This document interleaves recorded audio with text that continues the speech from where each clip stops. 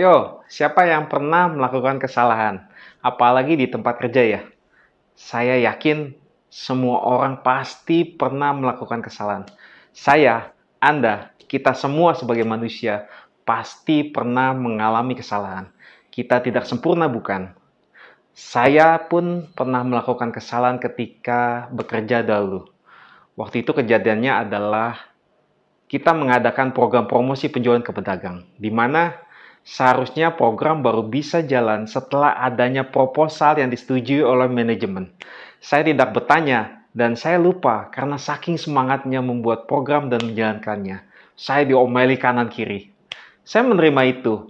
Saya juga pernah melakukan kesalahan ketika bertanya mengenai pertanyaan yang bodoh ketika rapat pimpinan tengah berlangsung dan dicibir oleh satu ruangan peserta rapat.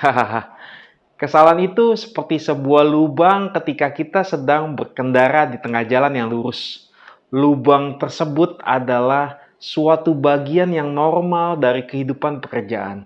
Kita harus mengelolanya dengan baik. Bila tidak, hal itu dapat mengurangi tingkat kepercayaan dan reputasi kita.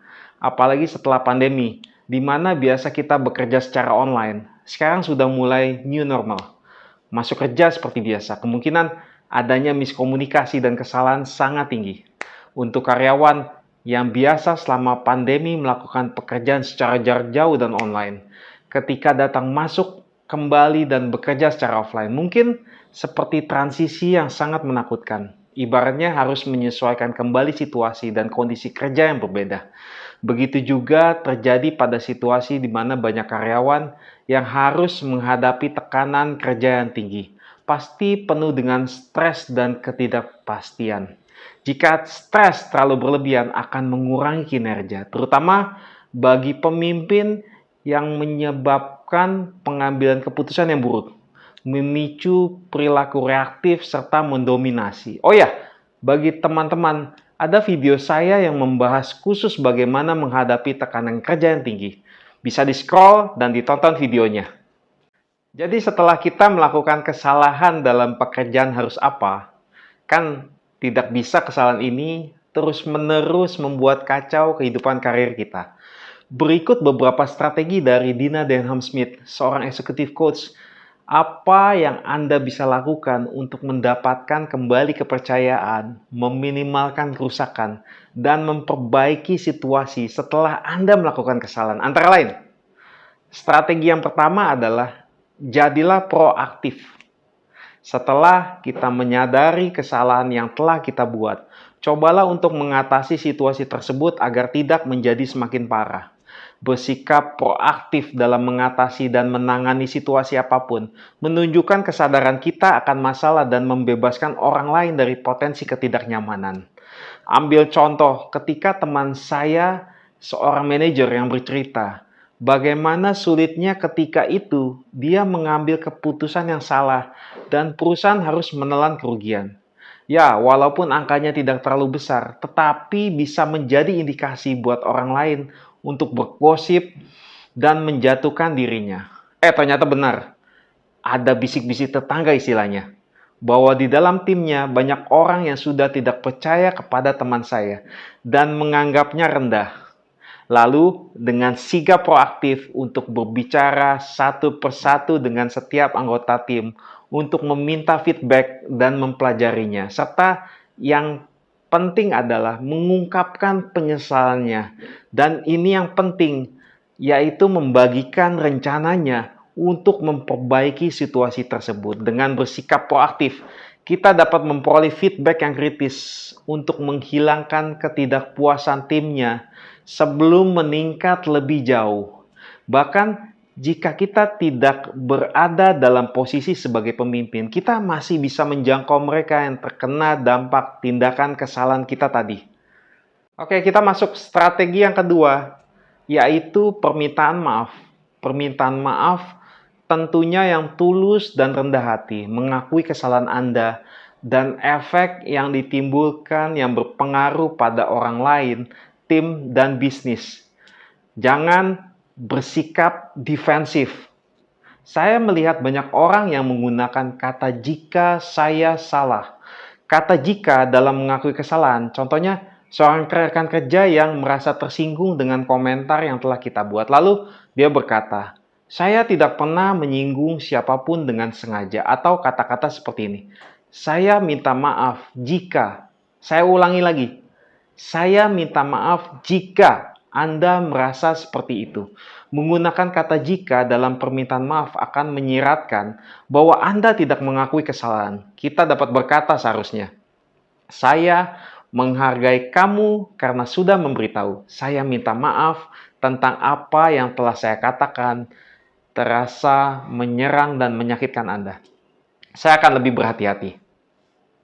Kemudian, strategi yang ketiga yaitu berdamailah dengan mereka yang terkena dampak. Meminta maaf merupakan tindakan yang berintegritas dan bertanggung jawab, tetapi perlu diiringi dengan tindakan untuk memperbaiki perilaku atau juga masalah tersebut. Kita mungkin perlu bekerja keras untuk mengubah perilaku dan memperbaiki situasi, tetapi tanpa koreksi, permintaan maaf apapun tidak akan ada artinya, dan orang cenderung akan semakin sinis. Masuk ke strategi keempat, yaitu dengan menunjukkan kepada atasan Anda bahwa Anda membuat progres atau kemajuan.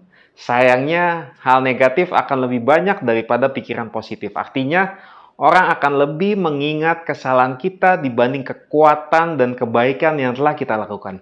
Hal negatif ini berarti penting bagi kita untuk mengambil tindakan dan tidak mundur setelah melakukan kesalahan. Temukan cara untuk memposisikan diri Anda di depan orang-orang dan tunjukkan kemajuan dalam masalah tersebut agar bisa membangun kembali dan kepercayaan dan mengubah persepsi.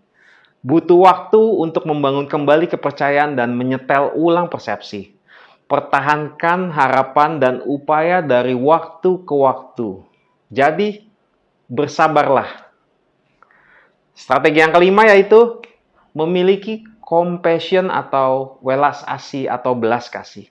Ketika mengalami sebuah kemunduran di tempat kerja, itu bisa menjadi sesuatu yang memalukan dan mengakibatkan kita bisa saja terlalu kritis terhadap diri kita sendiri. Namun, membebani diri kita sendiri untuk sesuatu di masa lalu tidak akan membantu. Kita harus belajar banyak dari kesalahan kita dan mempergunakannya untuk mempercepat perkembangan kita.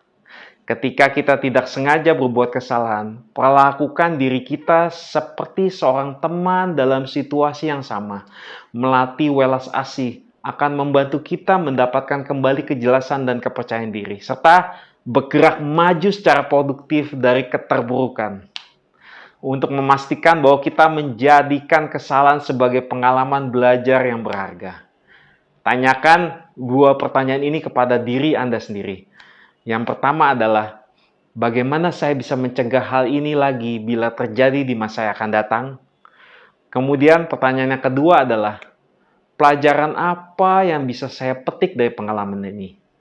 Begitu pula kita harus menunjukkan belas kasih kepada orang lain ketika mereka tersandung dalam tanda petik melakukan kesalahan.